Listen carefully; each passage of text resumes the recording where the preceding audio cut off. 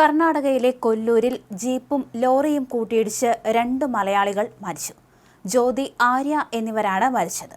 ഇന്നലെ ഉച്ചയ്ക്ക് 3 മണിയോടെയായിരുന്നു നാടിനെ നടുക്കിയ ദാരുണമായ ഈ അപകടം ഉണ്ടായത്.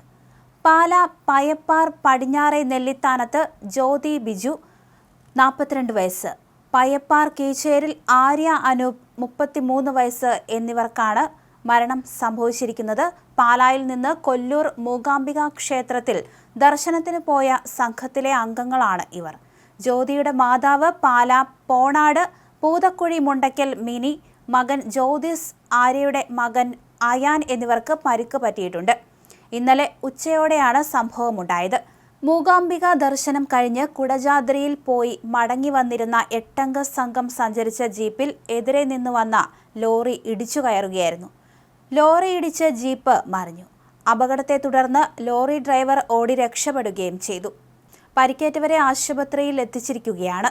അപകടത്തിൽ മരിച്ച ജ്യോതി, ആര്യ എന്നിവരുടെ മൃതദേഹങ്ങൾ കുന്തപുര ആദർശ ഹോസ്പിറ്റൽ മോർച്ചറിയിൽ